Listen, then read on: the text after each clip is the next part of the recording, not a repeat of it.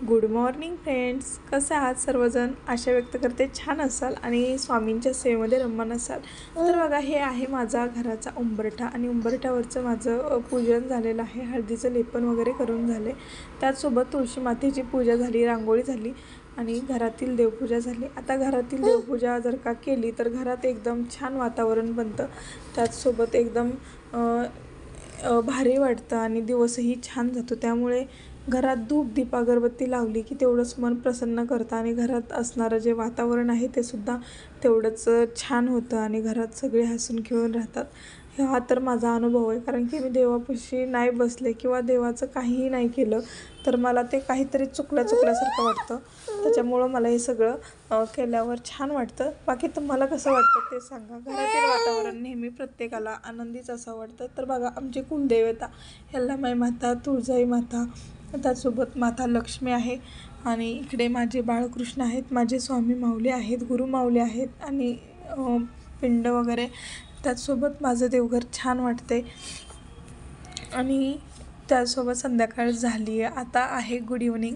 तर good evening, संध्याकाळच्या जेवणासाठी काय बनवायचं, तर असा माझा प्लॅन होता. तर मी काय केलं, संध्याकाळच्या वेळेस कणिक वगैरे भिजवली, त्यासोबत दूध खीर, तांदळाची खीर केली, दुधाची खीर केली आणि चपाती बनवली आणि वरण भात, मटकीची भाजी आणि पापड वगैरे तळले. तर इकडे डाळ शिजवून ठेवली, त्याला फोडणी द्यायची आणि इकडे कणिक भिजवून ठेवले आणि पापड वगैरे तळलेत. तर हा त्यांच्यासाठी जेवणाचा मेनू आहे आणि त्यासोबत आज गुरुवारसुद्धा आहे, मग काहीतरी स्पेशल असलं पाहिजे. आणि इंद्रायणी तांदळाचा भात थोडासा साईडला आणि कुकरमध्ये वेगळा साईडला असं शिजवला होता. आणि त्यानंतर आमचे देवबाप्पा आम्हाला छान आशीर्वाद देतात, बघूनच भारी वाटलं. म्हणून छोटासा क्लिप माझ्यासाठी किंवा तुमच्यासाठी. तर डाळीला वगैरे फोडणी देऊन झाली आणि त्यानंतर आता म्हटलं सगळ्यात शेवटी गरम गरम चपात्या. का तसं करता?